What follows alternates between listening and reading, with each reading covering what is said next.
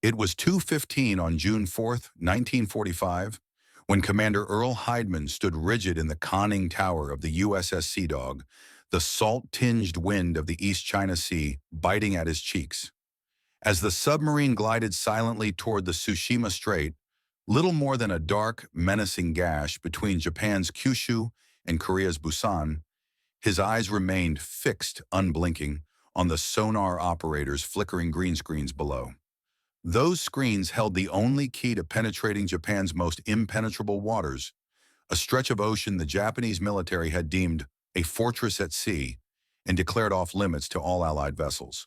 At 34 years old, with 3 successful war patrols and 1 sunk enemy ship already to his credit, Heidman was no stranger to danger, but he knew the stakes this morning were unlike any he'd faced before. No American submarine had ever survived entering this heavily fortified gateway to the Sea of Japan. To succeed would be a triumph. To fail would mean the loss of his crew, his boat, and the last chance to strike a crippling blow to Japan's war machine. The Japanese had spared no expense in turning the Tsushima Strait into a watertight death trap. 400 lethal contact mines, each packed with enough high explosives to split a submarine in two, strung across a 40-mile stretch of water, their steel cables dangling from floating buoys and sinking 80 feet deep to the ocean floor, spaced a mere 50 yards apart. Barely enough room for a submarine to maneuver, even at a snail's pace. For 2 long, agonizing years, American submarines had kept their distance from this deadly choke point, ever since October 11, 1943, the day Vice Admiral Charles Lockwood, the head of U.S. Pacific Submarine Forces, had lost his closest friend and most trusted commander. Lieutenant Commander Dudley Mush Morton, the legendary skipper of the USS Wahoo and the Pacific Theater's most aggressive, fearless submarine commander, had already sunk 19 enemy ships in just 5 patrols, earning a reputation as a ghost of the deep who struck without warning and vanished without a trace. In August 1943, Morton had boldly sliced through these same Tsushima Strait waters, terrorizing Japanese shipping convoys for 2 straight weeks, sinking 6 vessels and disrupting critical supply lines. But when the Wahoo attempted to exit the Sea of Japan via the narrow La Perouse Strait on October 11, disaster struck. A Japanese reconnaissance aircraft spotted the submarine bobbing on the surface, recharging its batteries as the sun dipped below the horizon. What followed was a relentless, merciless assault. 40 high-explosive bombs rained down from the sky, followed by 69 depth charges that shook the ocean floor, crushing the Wahoo's hull and flooding her compartments. When the smoke cleared and the water stilled, the Wahoo was gone, sunk to the bottom of the La Perouse Strait, with all 79 crew members aboard, including Morton. No survivors, no distress signal, no trace of the boat that had become a symbol of American submarine prowess. That night, in his Spartan office at Pearl Harbor Submarine Base, Lockwood sat alone, pen in hand, and wrote in his diary, "This is the worst blow we've had. I'm heartbroken. God punished the Japanese." For the next 20 months, the Sea of Japan remained an absolute no-go zone for American submarines, a vast 400-mile expanse of protected water that the Japanese referred to as their protected lake, their emperor's private bathtub. Within its boundaries, Japanese merchant ships sailed freely, their running lights blazing bright, cruising on straight, unhurried courses, utterly unescorted. They moved with impunity because everyone, Allied and Japanese alike, knew American submarines couldn't breach the minefields guarding the strait's entrances. The Sea of Japan had become a safe haven for Japan's war effort, a lifeline that kept their factories running and their armies supplied. But Lockwood never forgot Morton. He never stopped replaying the Wahoo's final mission in his mind, never stopped mourning the loss of 79 brave men, and he never stopped plotting revenge against the Japanese who had taken them.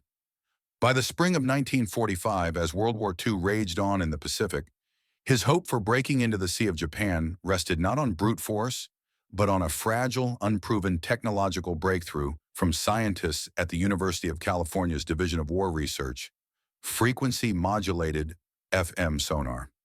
This experimental system, still in its early stages of development, worked by sweeping a beam of sound waves across the ocean floor, displaying underwater obstacles, including mines, on a glowing green screen. When its beams swept over a metallic object like a mine, it emitted a sharp, piercing, ringing tone that the scientists had nicknamed Hell's Bells, a sound that would soon become both a warning and a lifeline for submarine crews. But the FM sonar was far from perfect. It was unproven in combat, notoriously unreliable, prone to glitches and false readings, and a February 1945 evaluation report from the Navy's Weapons Testing Division bluntly stated, "It is not felt that in its present state of development, FM sonar is operationally reliable for use in combat environments." For most military leaders, that report would have been the end of the line. But for Lockwood, it was just a minor hurdle. Lockwood didn't care about the report's warnings. He was convinced the FM sonar was their only chance, and he was willing to bet everything on it. He personally handpicked 9 submarines from the Pacific Fleet, each with a proven record of reliability and a crew of seasoned veterans, and ordered them equipped with the untested FM sonar systems. Then he put those crews through 3 months of grueling, round-the-clock training at Pearl Harbor, simulating minefield transits in the calm waters of Kaneohe Bay, drilling them on how to interpret the Hell's Bells tone, and teaching them to react quickly when the sonar glitched, which it did constantly. On May 27, 1945, Lockwood flew to Guam to gather the 9 submarine commanders in a dimly lit conference room at the island's naval base, where he laid out the mission in stark, unflinching terms. Break through the Tsushima Strait's minefields, infiltrate the Sea of Japan, hunt down and sink every enemy vessel in sight, merchant ships, cargo carriers, troop transports, anything that kept Japan's war machine running. Improve to the Japanese high command that they had lost control of their last, supposedly safe sanctuary. He named the Operation Barney, a nod to Commander William Seaglaff's nickname. Seaglaff, a veteran of 7 war patrols with 15 sunk enemy ships to his credit, had been tasked with planning the mission's every detail. Lockwood then divided the 9 boats into 3 tightly coordinated wolf packs: Heidmann's Hellcats, comprising the Sea Dog, Cobia, and Spadefish; Pierce's Polecats, the Tunny, Skate, and Bonefish; and Risser's Bobcats, the Flying Fish, Bowfin, and Tautog. Each pack assigned a specific sector of the Sea of Japan to patrol and attack. The plan was deceptively simple on paper, but its execution would require nerves of steel and a healthy dose of luck. Each submarine would submerge to a depth of 150 feet, deep enough to avoid visual detection, but shallow enough for the FM sonar to function effectively. Then creep slowly through the 4 lines of mines guarding the Tsushima Strait, staying underwater for a grueling 20 hours straight, and trust the unproven FM sonar to guide them safely through the deadly obstacles. One wrong turn, one sonar glitch, one miscalculation, and the boat would be torn apart by a mine's explosion. If you want to find out if Heidmann's risky gamble with this experimental technology paid off, if the 9 submarines could breach Japan's impenetrable minefields and strike a fatal blow to their war effort, hit that like button right now.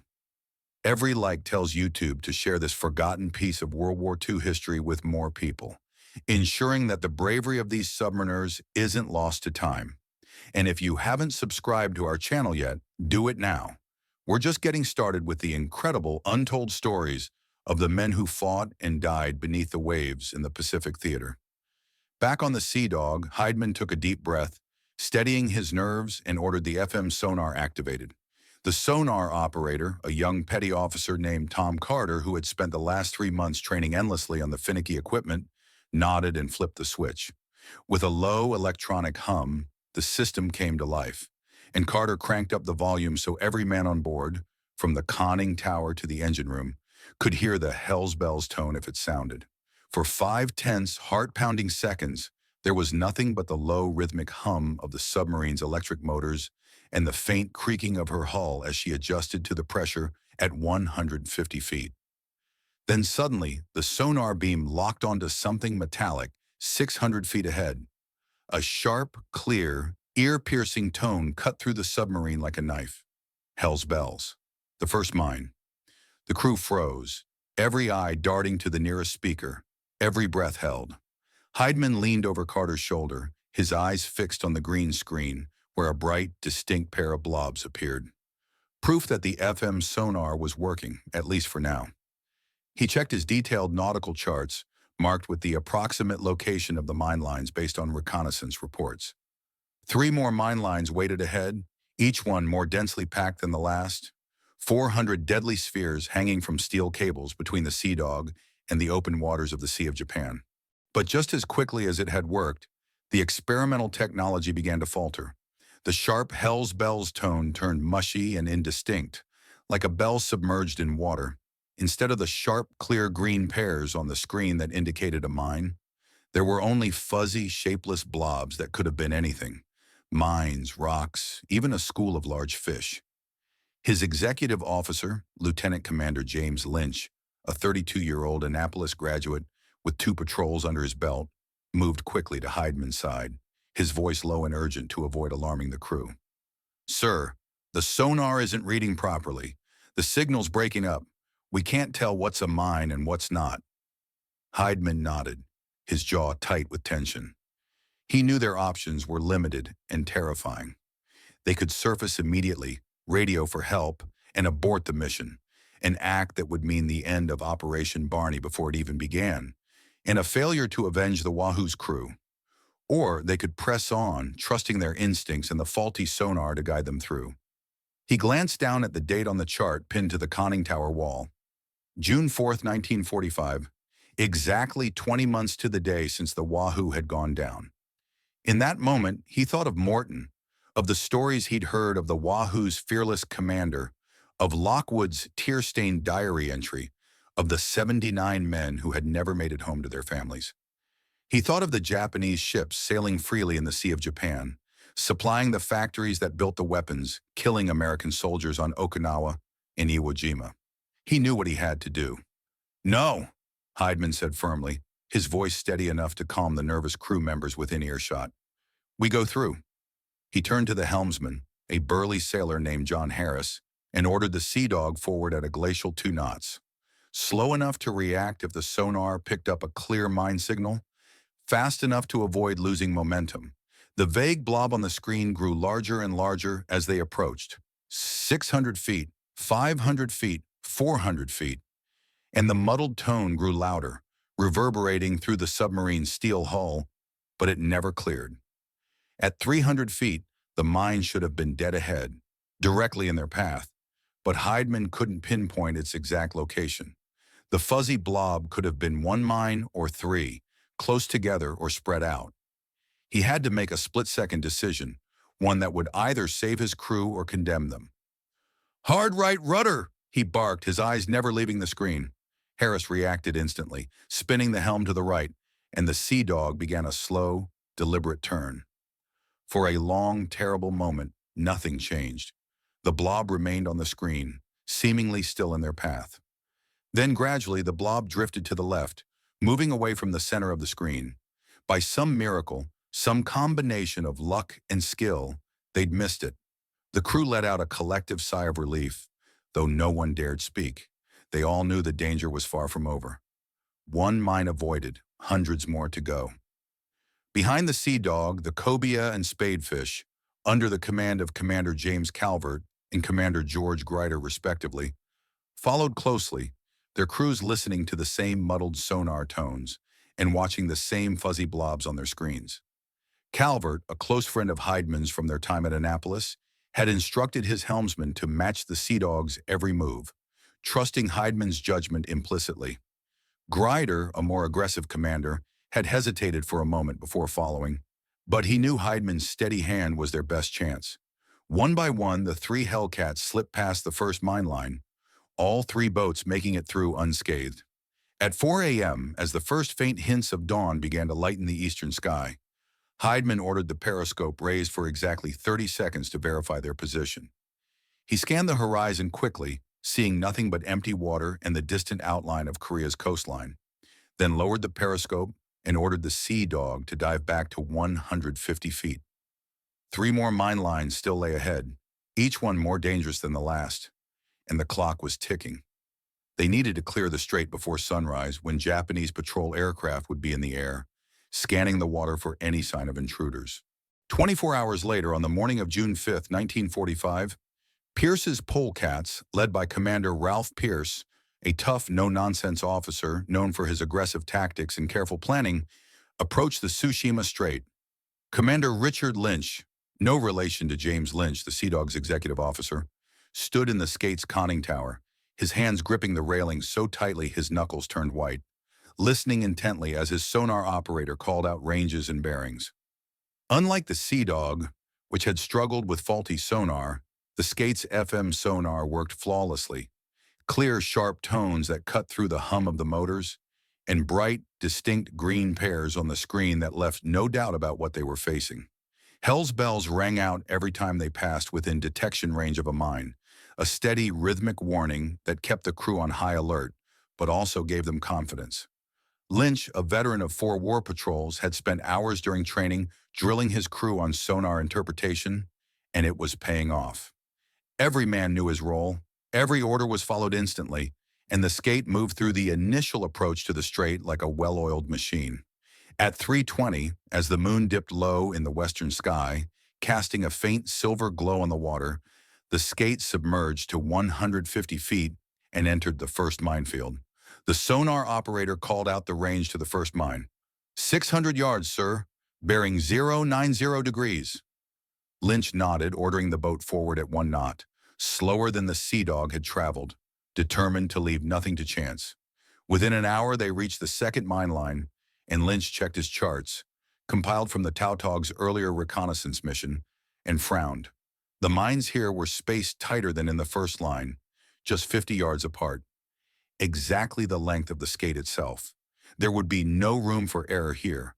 To make matters worse, a strong, unpredictable current pushed against the skate's starboard side, dragging her sideways, east toward a cluster of 3 mines that appeared as bright green blobs on the screen. Lynch's heart raced. He could feel the tension in the conning tower, thick enough to cut with a knife. "Stop motors," he ordered sharply. The skate's engines fell silent, and the boat began to drift, carried by the current toward the mines. The sonar operator called out the ranges, his voice trembling slightly. 40 yards, 30 yards, 20 yards, sir. We're drifting right into them." Lynch stood motionless, his mind racing. He could order the motors restarted and try to turn, but the current was strong, and a sudden movement could send them straight into a mine. He could fire a torpedo to detonate the mine, but that would alert the Japanese to their presence. Or he could do nothing and hope the current shifted. They were going to hit. Then a sound froze every heart on board the skate, a high-pitched, grinding, metallic scraping against the outside of the hull, starting at the bow and creeping slowly, agonizingly aft. A mine cable. Everyone knew what that meant. If the cable snagged on the skate's bow planes, her superstructure, or her propellers, the mine would slide down the cable, guided by gravity, straight to the pressure hull. One spark, one bump, and the mine would detonate, tearing the submarine apart in an instant, killing every man on board. Lynch stood motionless, his eyes closed for a split second, saying a silent prayer, then opened them again, his gaze fixed on the sonar screen. The green blobs remained stationary, but the scraping sound grew louder, moving past the conning tower, then the forward torpedo room, then the engine room, inching toward the stern.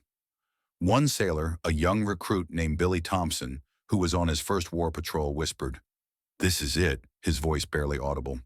The hydrophone operator, sensing the crew's fear, turned up the volume on the speakers, and everyone listened as the scraping grew louder, more intense, reached the stern planes, brushed against the propellers, sending a shiver through the hull, and then suddenly stopped. The cable had slid off the stern, dropping away into the dark water below. The skate drifted clear, the green blobs on the screen moving away from the center. Lynch didn't speak for 30 long seconds, his chest heaving as he took a deep breath, then exhaled slowly. When he finally ordered the boat to proceed, his voice was steady, but his hands trembled slightly as he gripped the railing. The crew let out a quiet cheer, quickly stifled. They still had 2 more mine lines to navigate, and the danger wasn't over yet. 6 hours later, as the sun rose high in the sky on June 6, 1945, Risser's Bobcats, the third and final wolf pack, led by Commander Edward Risser, a calm, methodical officer, beloved by his crew for his fairness and courage, approached the Tsushima Strait. Commander Alexander Tyree, skipper of the Bowfin, one of the Bobcat's 3 submarines, had functional FM sonar, but as they moved through the second minefield, the Hell's Bells tone became almost constant, a relentless, ear-splitting ring that echoed through the boat. A mine every 300 feet, as far as the sonar could detect, so many that the green screen was almost entirely covered in bright blobs, overlapping and merging into one another. The ringing filled the boat for 17 straight hours, a never-ending reminder of the death that surrounded them. Some crewmen stuffed cotton in their ears, trying to block out the noise, but the tone was so loud it penetrated even the thickest cotton. Others stopped hearing it altogether, the sound blending into the background like a persistent tinnitus, a constant hum of death waiting in the water around them. Tyree, who had served on submarines since the early days of the war, had never experienced anything like it. The mental strain of listening to the Hell's Bells tone for hours on end was almost as exhausting as the physical toll of being confined to a cramped, airless submarine for days.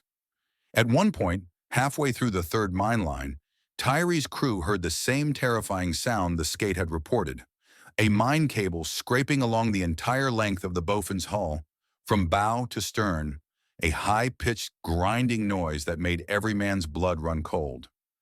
Tyree ordered the motor stopped, and the crew waited, frozen in place, as the scraping sound continued, then faded, then stopped entirely. When the sonar operator confirmed that the blobs on the screen were moving away, Tyree let out a sigh of relief and ordered the boat to proceed. By midnight on June 6th, after 3 days of slow, nerve-wracking minefield transits, all 9 submarines of Operation Barney had made it through the Tsushima Strait, emerging into the calm waters of the Sea of Japan. They rendezvoused on the surface at dawn on June 7th, their periscopes rising like periscopes from the water, their crews catching their first breath of fresh air in days. Heidemann stood on the Sea Dog's bridge, binoculars in hand, scanning the horizon for any sign of Japanese patrol boats, aircraft, or destroyers. To his amazement, there was nothing.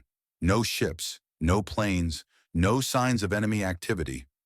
The Japanese had no idea that 9 American submarines were lurking in their protected lake, ready to strike. Lockwood's audacious plan had worked. The hardest part, though, was just beginning.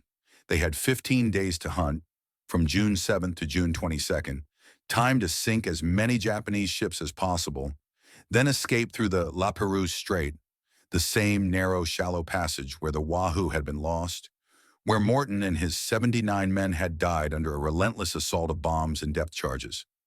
If the Japanese discovered their presence before June 24th, the day they planned to exit, every boat in the 3 wolf packs would be trapped in the Sea of Japan, surrounded by enemy forces with no way out.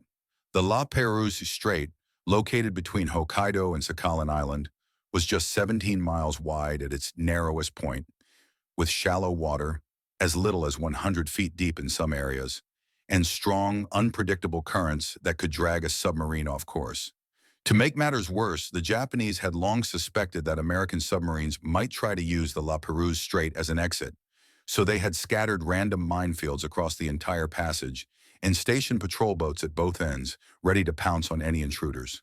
The escape would be just as dangerous as the entry, if not more so. For 3 days, from June 7th to June 9th, the 9 submarines lay low, positioning themselves in key shipping lanes throughout the Sea of Japan, their radars and sonars scanning the water for targets. They moved slowly, staying submerged during the day to avoid detection by Japanese aircraft, and surfacing only at night to recharge their batteries and send status reports to Lockwood and Pearl Harbor. Heidemann positioned the Sea Dog off the northwest coast of Honshu, near the port of Niigata, a major hub for Japanese shipping, where cargo ships loaded with iron ore, coal, and food supplies regularly departed for other ports in Japan and Korea. Just as intelligence reports had predicted, Japanese merchant ships sailed in steady, unhurried streams between Korea and Japan, their running lights glowing bright in the night sky, following straight courses with no zigzag patterns, a common anti-submarine tactic, and utterly unescorted. They moved with the confidence of a people who believed their waters were impenetrable, who had no idea that death lurked just below the surface. On June 9th at sunset, as the sky turned pink and orange over the Sea of Japan, Heidman received a coded radio message from Lockwood. Commence firing. Sink all enemy vessels. Godspeed. The hunt was on. At 2015, just 45 minutes after sunset, the Sea Dog's radar picked up a blip on the screen. A 2,500-ton medium freighter, steaming on a steady course of 205 degrees at 8 knots, bound for the port of Kyoto, where its cargo of iron ore would be used to build tanks and warplanes. The freighter was completely unaware it was being tracked, its crew probably eating dinner or resting in their bunks, oblivious to the danger closing in on them. It offered an easy target, but Heidman was cautious. He didn't want to alert the Japanese to their presence with a premature attack. He ordered the Sea Dog to close in slowly, matching the freighter's speed and course, until they were within 1,200 yards, ideal range for a torpedo attack. Then he gave the order. Fire one Mark 18 electric torpedo. Target, freighter's forward cargo hold. The Mark 18 was a new type of torpedo, powered by an electric motor instead of a gasoline engine, which meant it left no wake, no exhaust trail, no warning of its approach. The Japanese crew would never see it coming. With a soft whoosh, the torpedo slid out of its tube and disappeared into the dark water, homing in on its target. Heidman and his crew waited, their eyes fixed on the radar screen, their ears listening for the sound of an explosion. At 20:15 and 45 seconds, exactly 45 seconds after firing, the radar screen showed the blip suddenly stop, then disappear. A moment later, the hydrophone operator reported a distant explosion, a low, muffled boom that traveled through the water. The torpedo had struck the freighter's forward section, tearing open its hull and flooding its cargo hold. The ship sank in 60 seconds flat, taking its crew and its valuable cargo to the bottom of the Sea of Japan. The Sea Dog had scored its first kill of Operation Barney. By midnight, just 90 minutes later, the Sea Dog had sunk 2 more freighters, proving that the Japanese shipping lanes were indeed defenseless. The first was the 1,186-ton Sagawa Maru, a small cargo ship carrying rice and other food supplies to Japanese troops stationed in northern Honshu. Heidman fired 2 Mark 18 torpedoes from 800 yards, both striking the Sagawa Maru's stern, disabling its engines and sending it sinking to the bottom in less than 5 minutes. The second was the 2,211-ton Shoyo Maru, a larger freighter loaded with ammunition and spare parts for Japanese warplanes. Heidman waited until the Shoyo Maru was isolated, then fired 3 torpedoes, 2 of which hit, causing a massive explosion that lit up the night sky, so bright that the Sea Dog's crew could see the flames from underwater. The Shoyo Maru sank in 10 minutes, its ammunition continuing to explode as it went down. Meanwhile, the other 8 submarines of Operation Barney spread out across the Sea of Japan, launching their own attacks with equal success. The Spadefish, under Commander Grider, patrolled the northeast coast near Sato Island, sinking a 3,000-ton troop transport ship carrying Japanese soldiers to Okinawa. The Cobia, led by Commander Calvert, worked the shipping lanes between Vladivostok, then controlled by the Soviet Union, a neutral power at the time, and Suruga Bay, sinking a 2,800-ton oil tanker that supplied fuel to Japanese naval vessels. The Tunny and Skate, part of Pierce's polecats, moved south toward Toyama Bay, where they sank 2 small freighters carrying coal. The Flying Fish, Bofin, and Tautog, Risser's Bobcats, covered the Korean coast, sinking 3 more ships between Busan and Wonsan, including a 4,000-ton iron ore carrier that was critical to Japan's steel production. Between June 9th and June 20th, the 9 Barney submarines sank Japanese ships at a rate that the Japanese Naval Command couldn't comprehend, let alone respond to. Reports poured in from multiple locations simultaneously, from Hokkaido in the north to Kyushu in the south, from the Korean coast to the coast of Honshu, of ships vanishing without a trace, no distress signals, no survivors to explain what had happened, no debris fields to indicate a sinking. One minute, a convoy would be steaming along a known route.